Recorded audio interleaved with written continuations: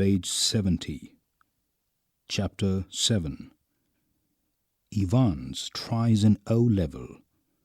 Colin, Dexter. Read and find out. What kind of a person was Evans? What were the precautions taken for the smooth conduct of the examination? Before you read. Should criminals in prison be given the opportunity of learning and education? Dramatis Personae. The Secretary of the Examinations Board. The Governor of H.M. Prison, Oxford. James Evans, a prisoner. Mr. Jackson, a prison officer. Mr. Stephens, a prison officer. The Reverend S. McLeary, an invigilator. Mr. Carter, Detective Superintendent. Mr. Bell, Detective Chief Inspector. All precautions have been taken to see to it that the O-level German examination arranged in the prison for Evans does not provide him with any means of escape. It was in early March when the Secretary of the Examinations Board received the call from Oxford Prison. "It's a slightly unusual request, Governor, but I don't see why we shouldn't try to help. Just the one fellow, you say?" Page 71. That's it. Chap called Evans. Started night classes in O-level German last September. Says he's dead keen to get some sort of academic qualification. Is he any good? He was the only one in the class, so you can say he's had individual tuition all the time, really. Would have cost him a packet if he'd been outside. Well, let's give him a chance, shall we? That's jolly kind of you. What exactly is the procedure now? Oh, don't worry about that. I'll be sending you all the forms and stuff. What's his name, you say? Evans? James Roderick Evans. It sounded rather grand. Just one thing, Governor. He's not a violent sort of fellow, is he? I don't want to know his criminal record or anything like that, but no, there's no record of violence. Quite a pleasant sort of chap, they tell me. Bit of a card, really. One of the stars at the Christmas concert. Imitations. You know, the sort of thing, Mike Yarwood stuff? No, he's just a congenital kleptomaniac, that's all. The Governor was tempted to add something else, but he thought better of it. He'd look after that particular side of things himself. Presumably, said the Secretary, you can arrange a room where… No problem. He's in a cell on his own. If you've no objections, he can sit the exam in there. That's fine. And we could easily get one of the parsons from St. Mary Mag's to invigilate, if that's… fine, yes. They seem to have a lot of parsons there, don't they? The two men chuckled good-naturedly, and the Secretary had a final thought. At least there's one thing. You shouldn't have much trouble keeping him incommunicado, should you? The Governor chuckled politely once more, reiterated his thanks, and slowly cradled the phone. Evans. Page 72. Evans the Break, as the prison officers called him. Thrice he had escaped from prison, and but for the recent wave of unrest in the maximum security establishments up north, he wouldn't now be gracing the Governor's premises in Oxford, and the Governor was going to make absolutely certain that he wouldn't be disgracing them. Not that Evans was a real burden, just a persistent, nagging presence. He'd be all right in Oxford, though. The Governor would see to that, would see to it personally. And besides, there was just a possibility that Evans was genuinely interested in O-level German. Just a slight possibility. Just a very slight possibility. At 8:30 p.m. on Monday, 7 June, Evans's German teacher shook him by the hand in the heavily guarded recreational block, just across from D Wing. "Guten Glück, Herr Evans." "Pardon?" I said. "Good luck. Good luck for tomorrow." "Oh, thanks. Danke schon? You haven't a cat in hell's chance of getting through, of course, but I may surprise everybody," said Evans. At 8:30 the following morning, Evans had a visitor. 2 visitors, in fact. He tucked his grubby string vest into his equally grubby trousers and stood up from his bunk, smiling cheerfully. "Morning, Mr. Jackson. This is indeed an honor." Jackson was the senior prison officer on D Wing, and he and Evans had already become warm enemies.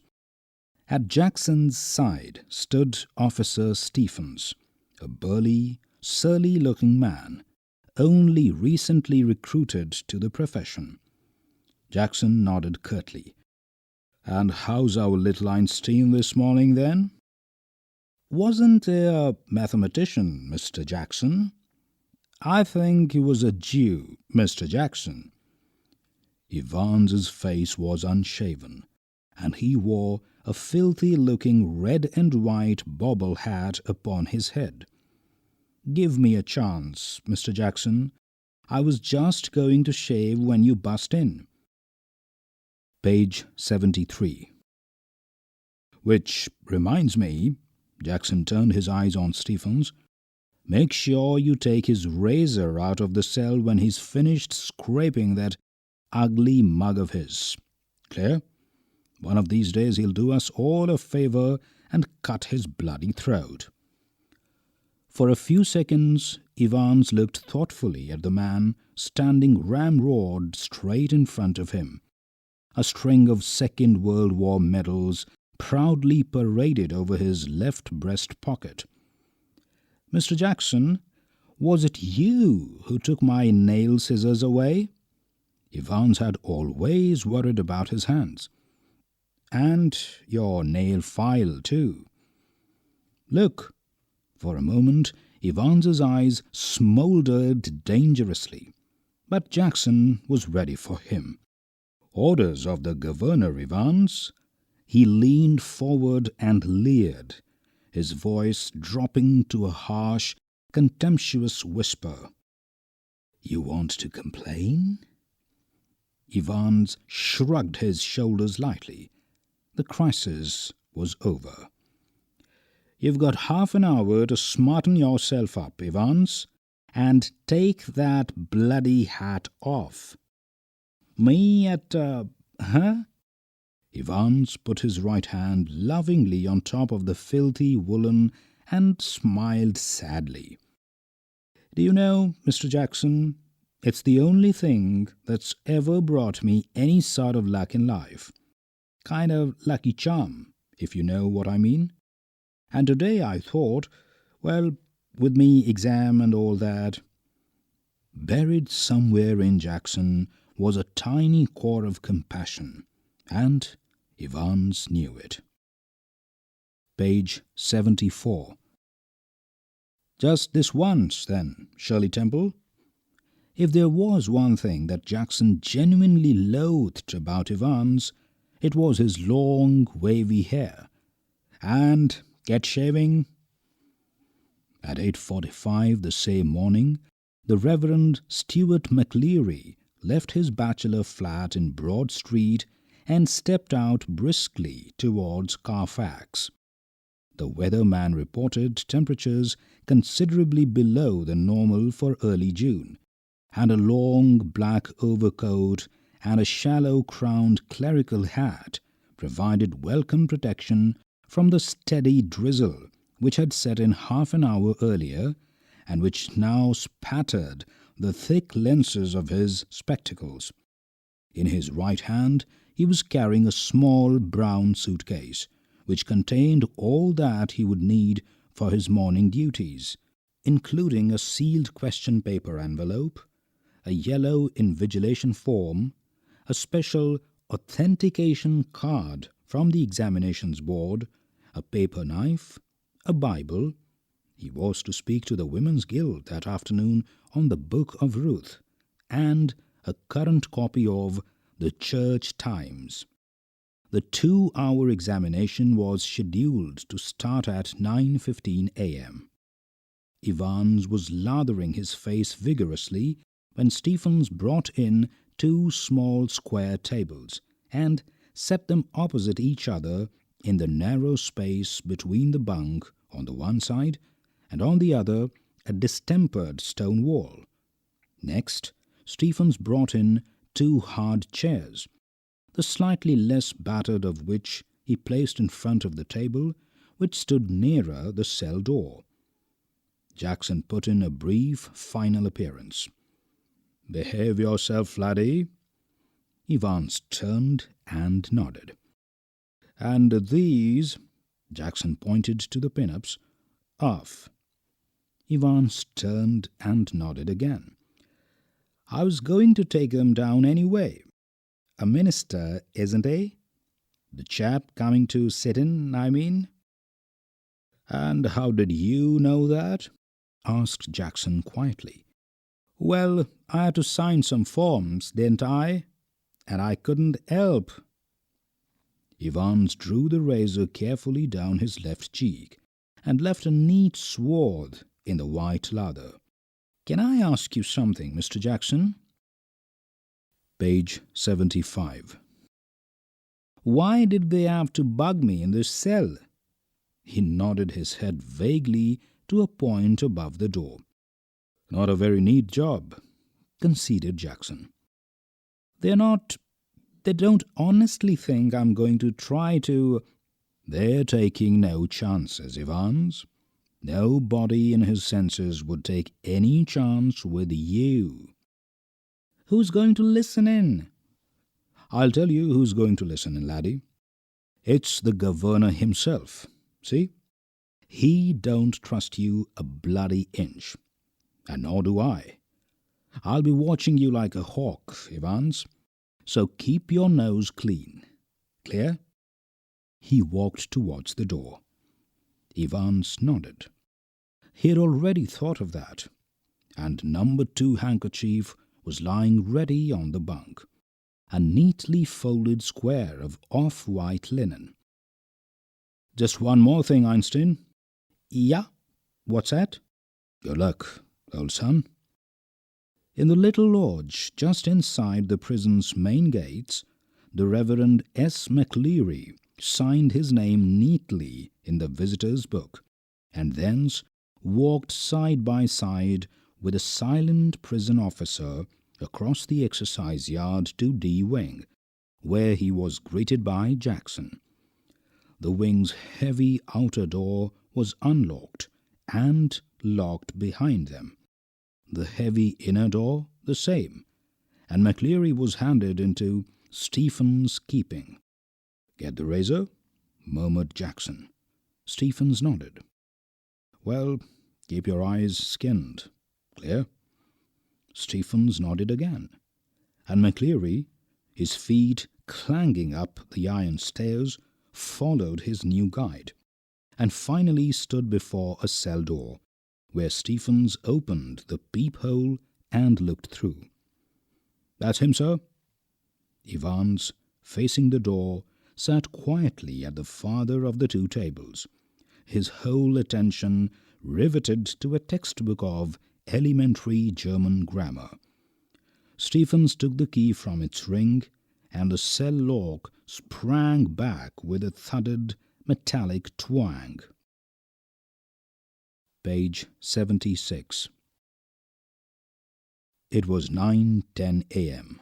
when the governor switched on the receiver. he had instructed Jackson to tell Evans of the temporary little precaution. That was only fair. As if Evans wouldn't spot it. But wasn't it all a bit theatrical? Schoolboyish, almost? How on earth was Evans going to try anything on today? If he was so anxious to make another break, why in heaven's name hadn't he tried it from the recreational block? Much easier. But he hadn't. And there he was now, sitting in a locked cell, all the prison officers on the alert. 2 more locked doors between his cell and the yard, and a yard with a wall as high as a haystack. Yes, Evans was as safe as houses. Anyway, it wouldn't be any trouble at all to have the receiver turned on for the next couple of hours or so. It wasn't as if there was going to be anything to listen to, was it? Amongst other things, an invigilator's duty was to ensure that the strictest silence was observed. But still that little nagging doubt. Might Evans try to take advantage of McCleary? Get him to smuggle in a chisel or two, or a rope ladder, or... The governor sat up sharply. It was all very well getting rid of any potential weapon that Evans could have used. But what about McCleary? What if, quite unwittingly, the innocent McCleary had brought in something himself? A jackknife, perhaps? And what if Evans held him hostage with such a weapon? The governor reached for the phone. It was 9:12 a.m. The examinee and the invigilator had already been introduced by Stephens when Jackson came back and shouted to McCleary through the cell door. "Can you come outside a minute, sir?" "You too, Stephens." Jackson quickly explained the governor's worries, and McCleary patiently held out his arms at shoulder level whilst Jackson lightly frisked his clothes. "Something hard here, sir?" "My reading glasses," replied McCleary, looking down at the spectacle case. Jackson quickly reassured him, and bending down on the landing, thumb-flicked the catches on the suitcase. Page 77. He picked up each envelope in turn, carefully passed his palms along their surfaces, and seemed satisfied. Read and find out. Will the exam now go as scheduled? He riffled cursorily through a few pages of Holy Writ and vaguely shook the Church Times. All right, so far. But one of the objects in McCleary's suitcase was puzzling him sorely. "Do you mind telling me why you've brought this, sir?" He held up a smallish, semi-inflated rubber ring, such as a young child with a waist of about 12 inches might have struggled into. McCleary's hitherto amiable demeanour was slightly ruffled by this tasteless little pleasantry, and he answered Jackson somewhat sourly. "If you must know, I suffer from hemorrhoids, and when I'm sitting down for any length of time— Very sorry, sir, I didn't mean to— The embarrassment was still reddening Jackson's cheeks when he found the paper knife at the bottom of the case. "I think I'd better keep this, though, if you don't mind, that is, sir." It was 9:18 a.m. before the governor heard their voices again, and it was clear that the examination was going to be more than a little late in getting underway. "McCleary, you've got a watch?" "Evans." "Yes, sir." "McCleary, I'll be telling you when to start and again when you've 5 minutes left, all right?" Silence. There's plenty more of this writing paper should he need it. Silence. Now, write the name of the paper. 021-1 in the top left-hand corner. Silence. In the top right-hand corner, write your index number 313. And in the box just below that, write your center number 271. All right? Page 78. Silence. 9:20 a.m. McCleary. I'm now going to... Evans. He's not going to stay here, is he? McCleary. I don't know about that. Stephens. Mr. Jackson's given me strict instructions to... Evans. How am I supposed to concentrate on my exam with someone breathing down my neck? Christ. Sorry, sir. I didn't mean... The governor reached for the phone. Jackson? Ah, good. Get Stephens out of that cell, will you? I think we are perhaps overdoing things. As you wish, sir. The governor heard the exchanges in the cell, heard the door clang once more, and heard McCleary announce that the examination had begun at last. It was 9:25 a.m., and there was a great calm. At 9:40 a.m., the examinations board rang through, and the assistant secretary, with special responsibility for modern languages, asked to speak to the governor. The examination had already started, no doubt. A quarter of an hour ago. Yes. Well, there was a correction slip which some fool had forgotten to place in the examination package. Very brief. Could the governor please... Yes, of course. I'll put you straight through to Mr. Jackson in D wing. Hold the line a minute. Was this the sort of thing the governor had feared? Was the phone call a fake? Some signal? Some secret message? But he could check on that immediately. He dialed the number of the examinations board, but heard only the staccato bleeps of a line engaged. But then the line was engaged, wasn't it? Yes. Not very intelligent, that. 2 minutes later, he heard some whispered communications in the cell, and then McCleary's broad Scots voice. Will you please stop writing a wee while, Mr. Evans, and listen carefully? Candidates offering German 021-1 should note the following correction. On page 3, line 15, the fourth word should read goldenen, not goldene, and the whole phrase will therefore read zum goldenen lowen, not zum goldene lowen. I will repeat that. Page 79. The governor listened and smiled. He had taken German in the sixth form himself, and he remembered all about the agreements of adjectives. And so did McCleary, by the sound of things, for the minister's pronunciation was most impressive. But what about Evans? He probably didn't know what an adjective was.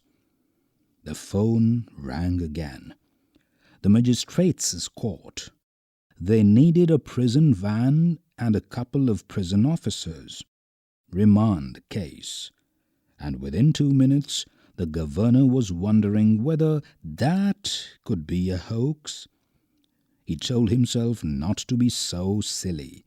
His imagination was beginning to run riot. Evans. For the first quarter of an hour, Stephens had dutifully peered through the peephole at intervals of 1 minute or so, and after that, every 2 minutes. At 10:45 a.m., everything was still all right as he looked through the peephole once more. It took 4 or 5 seconds, no more. What was the point? It was always more or less the same. Evans, his pen between his lips, sat staring straight in front of him towards the door, seeking, it seemed, some sorely needed inspiration from somewhere. And opposite him, McLeary, seated slightly askew from the table now, his face in semi-profile, his hair, as Stephens had noticed earlier, amateurishly clipped pretty closely to the scalp, his eyes behind the pebble lenses peering short-sightedly at the Church Times, his right index finger hooked beneath the narrow clerical collar, and the fingers of the left hand, the nails meticulously manicured, slowly stroking the short black beard.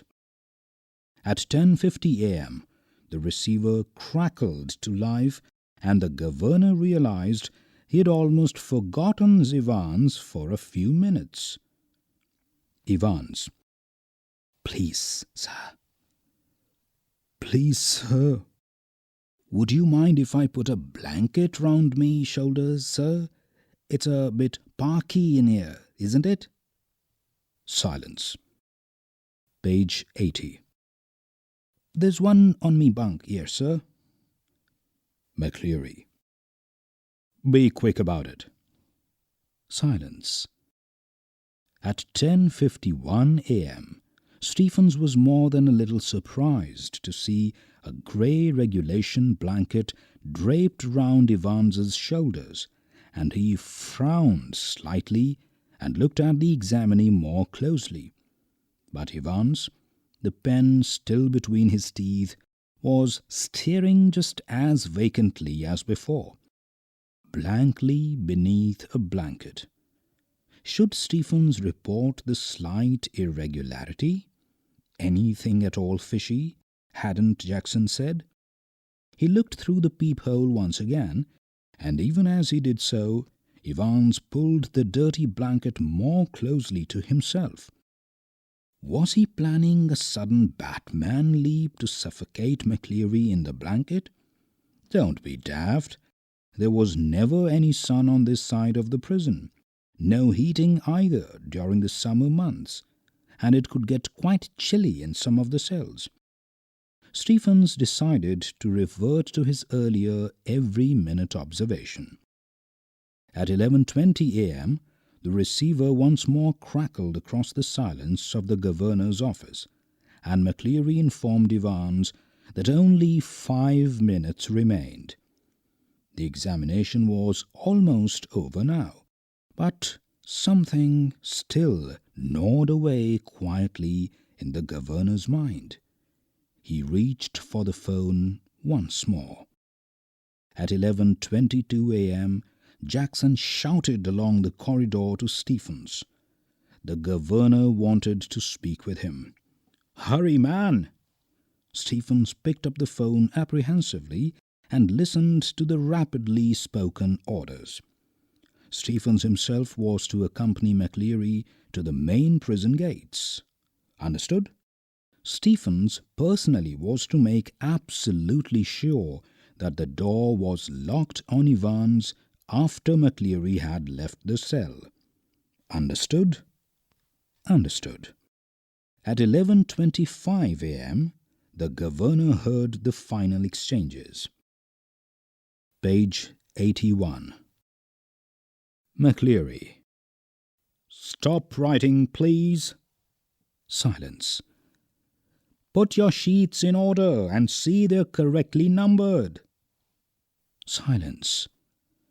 Scraping of chairs and tables. Evans. Thank you very much, sir. McLeary. All right, was it? Evans. Not too bad. McLeary. Good.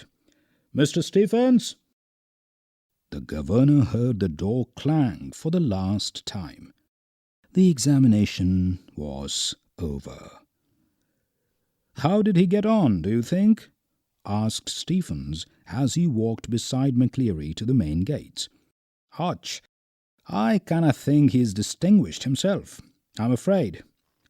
His Scots accent seemed broader than ever, and his long black overcoat, reaching almost to his knees, fostered the illusion that he had suddenly grown slimmer. Stephens felt pleased that the governor had asked him and not Jackson to see McCleary off the premises. And all in all the morning had gone pretty well. But something stopped him from making his way directly to the canteen for a belated cup of coffee. He wanted to take just one last look at Evans. It was like a program he'd seen on TV about a woman who could never really convince herself that she had locked the front door when she had gone to bed. Often she had got up 12, 15, sometimes 20 times to check the bolts. Read and find out. Did the governor and his staff finally heave a sigh of relief? He re-entered D-Wing, made his way along to Evans's cell, and opened the peephole once more.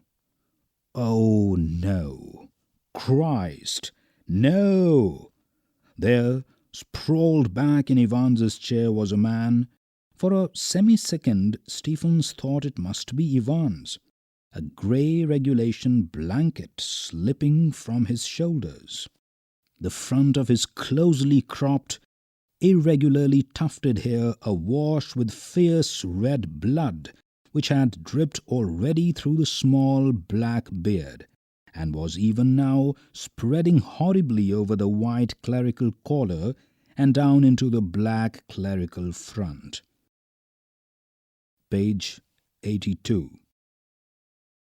Stephens shouted wildly for Jackson, and the words appeared to penetrate the curtain of blood that veiled McCleary's ears, for the minister's hand felt feebly for a handkerchief from his pocket and held it to his bleeding head, the blood seeping slowly through the white linen.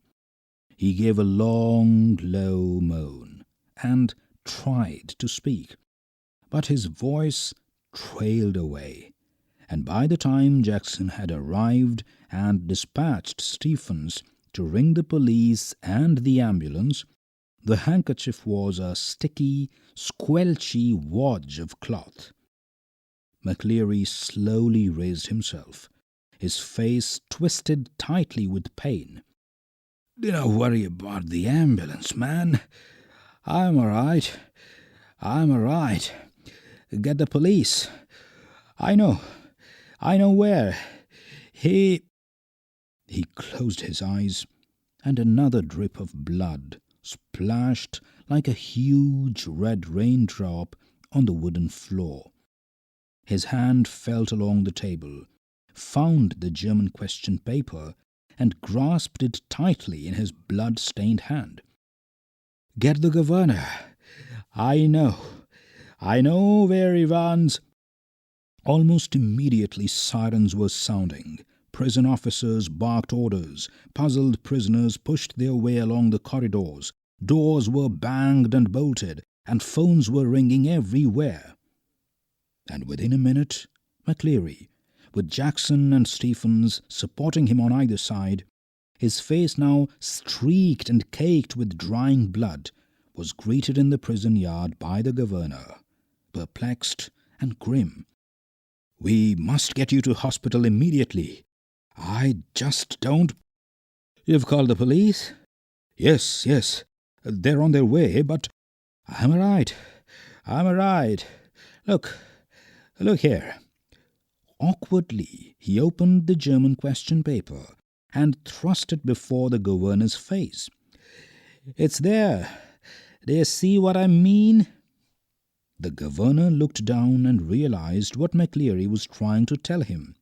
A photocopied sheet had been carefully and cleverly superimposed over the last, originally blank, page of the question paper.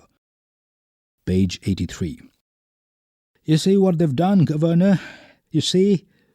His voice trailed off again, as the governor, dredging the layers of long-neglected learning, willed himself to translate the German text before him. "Sie sollen dem schon verbetreten Plan genau folgen. Der wichtige Zeitpunkt ist 3 Minuten vor Ende des Examens." You must follow the plan already somethinged.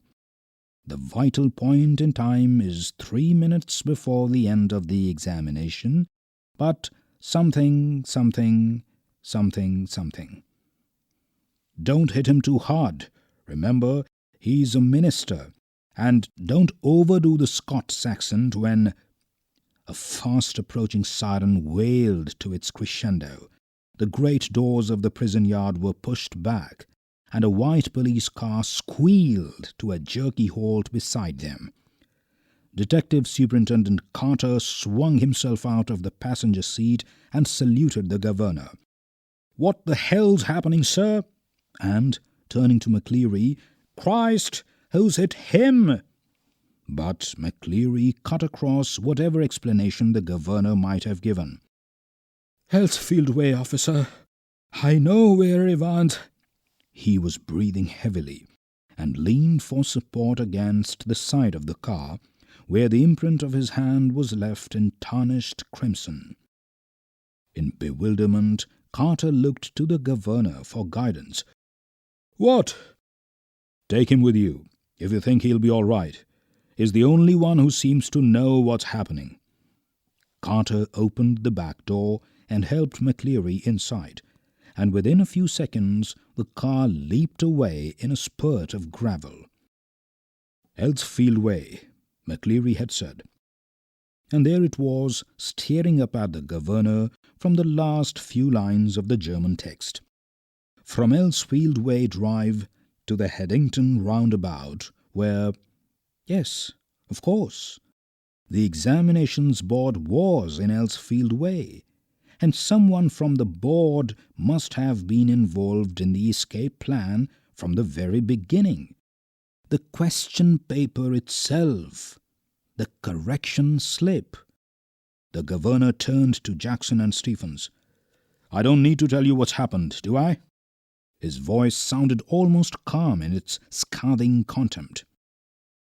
Page 84. Read and find out. Will the injured McCleary be able to help the prison officers track Evans? And which one of you two morons was it who took Evans for a nice little walk to the main gates and waved him bye-bye?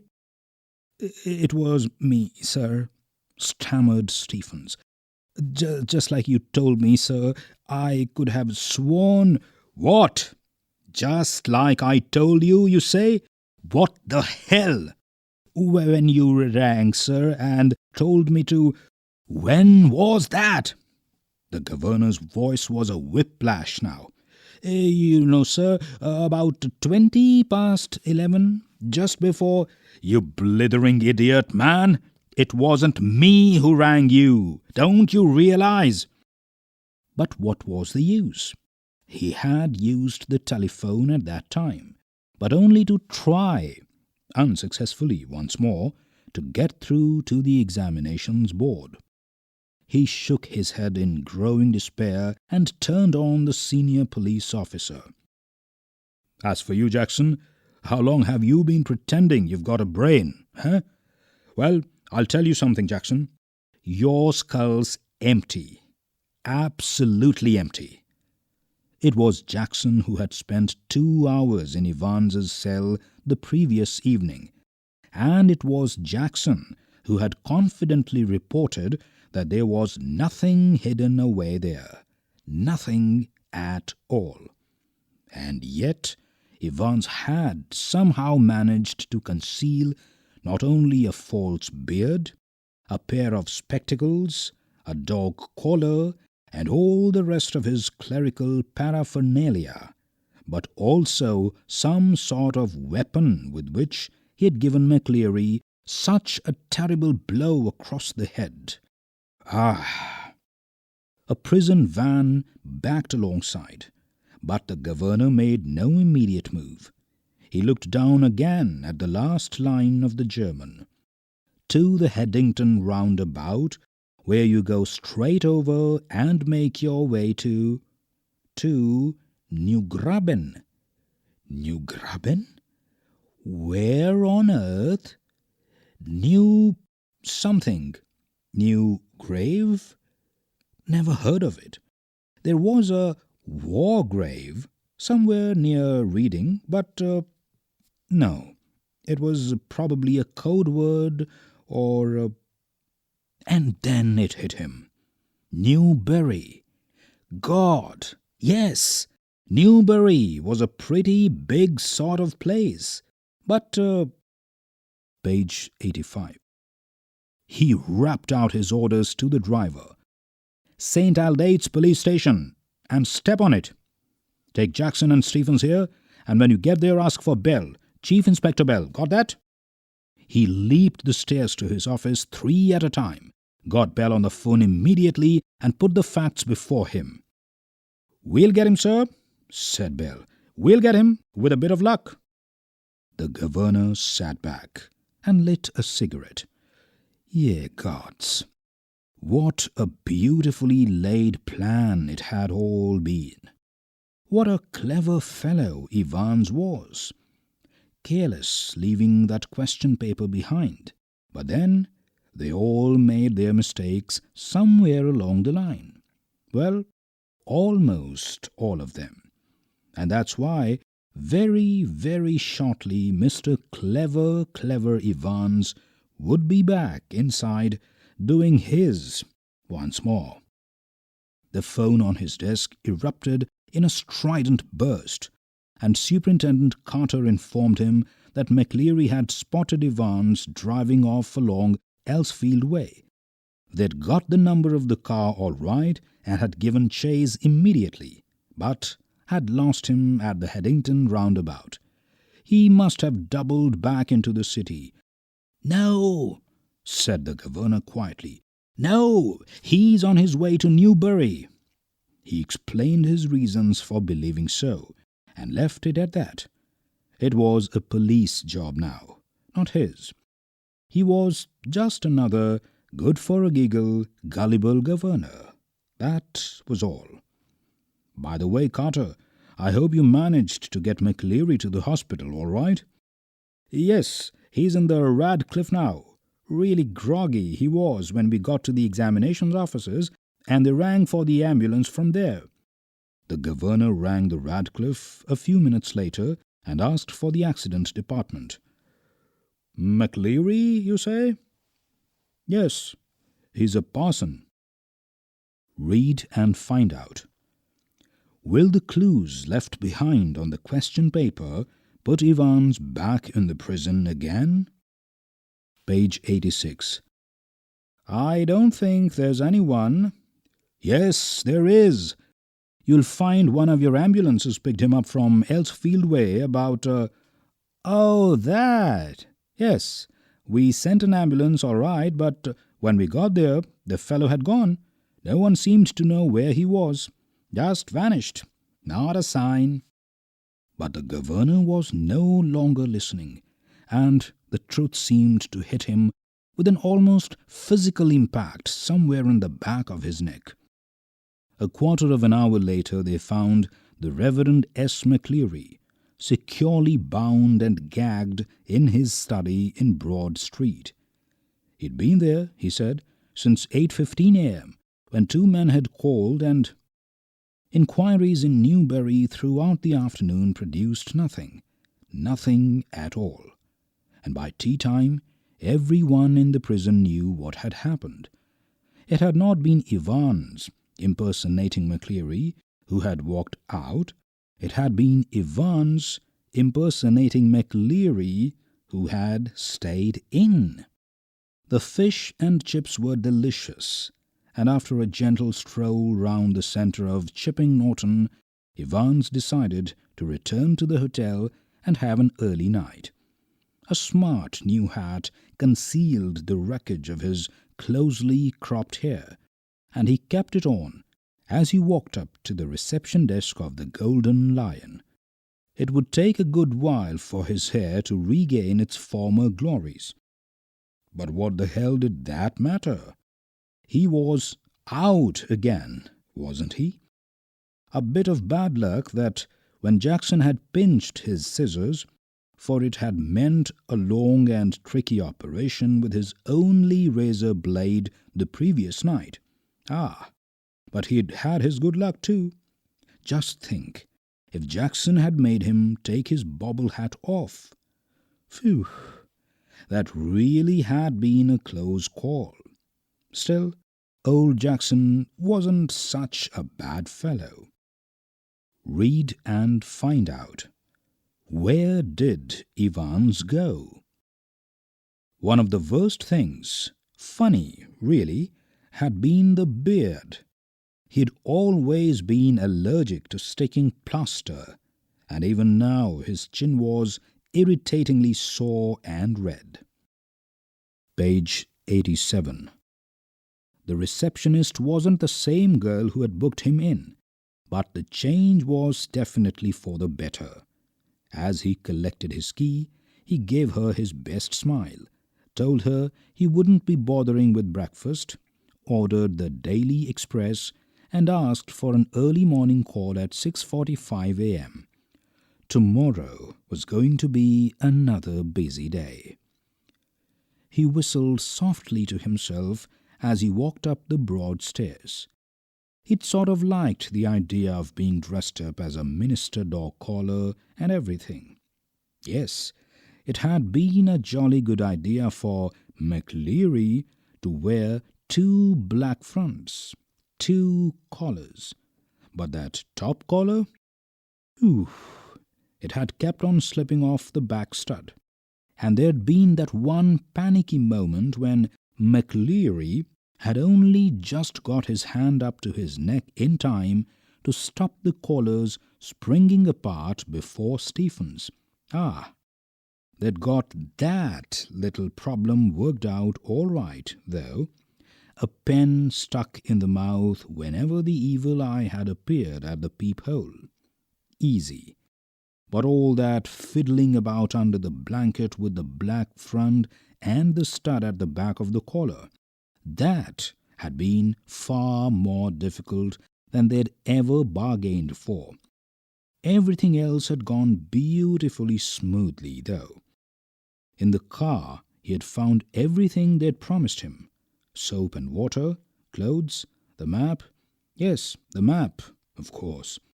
The Ordnance Survey map of Oxfordshire. He'd got some good friends, some very clever friends. Christ.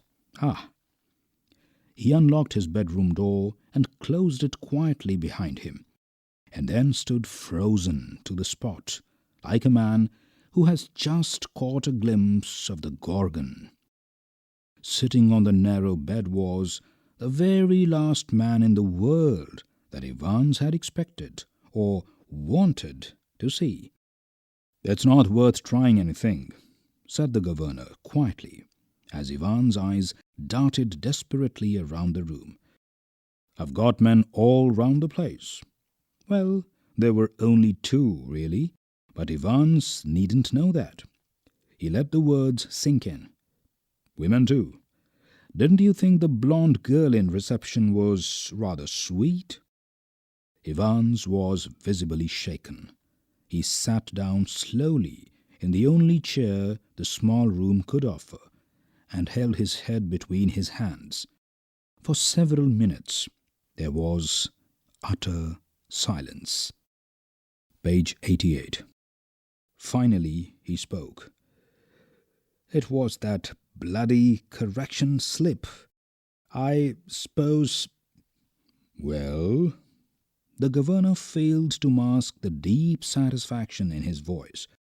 "There are a few people who know a little German." Slowly, very slowly, Evans relaxed. He was beaten, and he knew it. He sat up at last and managed to smile ruefully. You know, it wasn't really a mistake. You see, we hadn't been able to fix up any hotel, but we could have worked that some other way. No, the really important thing was for the phone to ring just before the exam finished, to get everyone out of the way for a couple of minutes. So we had to know exactly when the exam started, didn't we? Page 89. And, like a fool, I presented you with that little piece of information on a plate. Well, somebody did. So you see, sir, that correction slip killed two little birds with a single stone, didn't it?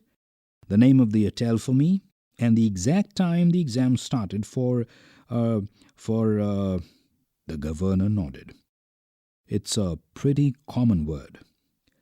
Good job, it is pretty common, sir, or I'd never have known where to come to, would I? Nice name, though. Zum Goldenen Löwen.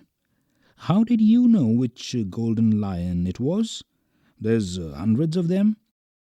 Same as you, Evans. Index number 313, center number 271. Remember? 6 figures. And if you take an Ordnance Survey map for Oxfordshire, you find that the 6-figure reference 313/271 lands you bang in the middle of Chipping Norton. Yeah, you're right, huh? We'd hoped you'd run off to Newbury. We did. Well, that's something, I suppose. That question paper, Evans. Could you really understand all that German? I could hardly. Nah, course I couldn't. I knew roughly what it was all about, but we just hoped it would throw a few spanners in the works, sort of muddle everybody a bit. The governor stood up. Tell me one thing before we go. How on earth did you get all that blood to pour over your head? Evans suddenly looked a little happier. Clever, sir, very clever that was. How to get a couple of pints of blood into a cell, when there's none there to start off with, and when the invigilator, shall we say, gets searched before he comes in? Yes, sir, you can well ask about that, and I don't know if I ought to tell you. After all, I might want to use that particular... Anything to do with a little rubber ring for piles, perhaps? Evans grinned feebly. Clever, though, wasn't it? Page 90. Must have been a tricky job, sticking a couple of pins. Nah, you've got it wrong, sir. No problem about that. No? Nah, it's the clotting, you see. That's the big trouble. We got the blood easy enough. Pig's blood. It was from the slaughterhouse in Kidlington. But to stop it clotting, you've got to mix your actual blood. Evans took a breath. With 1/10 of its own volume of 3.8% trisodium citrate. Didn't know that, did you, sir? The governor shook his head in a token of reluctant admiration. We learn something new every day, they tell me. Come on, my lad. Evans made no show of resistance, and side by side the two men walked slowly down the stairs. Tell me, Evans, how did you manage to plan all this business? You've had no visitors. I've seen to that. You've had no letters. I've got lots of friends, though. What's that supposed to mean? Me German teacher, for a start. You mean... But he was from the technical college. Was he? Evans was almost enjoying it all now. Ever check up on him, sir? God almighty, there's far more going on than I... Always will be, sir. Everything ready? Asked the governor as they stood by the reception desk. The van's out the front, sir, said the pretty blonde receptionist. Evans winked at her, and she winked back at him. It almost made his day. A silent prison officer handcuffed the recaptured Evans, and together the two men clambered awkwardly into the back seat of the prison van. "See you soon, Evans." It was almost as if the governor was saying farewell to an old friend after a cocktail party. "Cheerio, sir. I was just wondering. I know your German's pretty good, sir, but do you know any more of these modern languages?" "Not very well. Why?" Page 91. Evans settled himself comfortably on the back seat and grinned happily. "Nothing, really. I just happened to notice that you've got some O-level Italian classes coming up next September. That's all." "Perhaps you won't be with us next September, Evans." James Roderick Evans appeared to ponder the governor's words deeply. "No, perhaps I won't," he said. As the prison van turned right from Chipping Norton onto the Oxford Road, the hitherto silent prison officer unlocked the handcuffs and leaned forward towards the driver. "For Christ's sake, get a move on. It won't take him long to find out." "Where do you suggest we make for?" asked the driver in a broad Scots accent. "What about Newbury?" suggested Evans. Page 92. Reading with insight. 1. Reflecting on the story, what did you feel about Evans's having the last laugh? 2. When Stephens comes back to the cell, he jumps to a conclusion and the whole machinery blindly goes by his assumption, without even checking the identity of the injured McLeary. Does this show how hasty conjectures can prevent one from seeing the obvious? How is the criminal able to predict such negligence? 3. What could the governor have done to securely bring back Evans to prison when he caught him at the Golden Lion? Does that final act of foolishness really prove that he was just another good-for-a-giggle gullible governor? That was all? 4.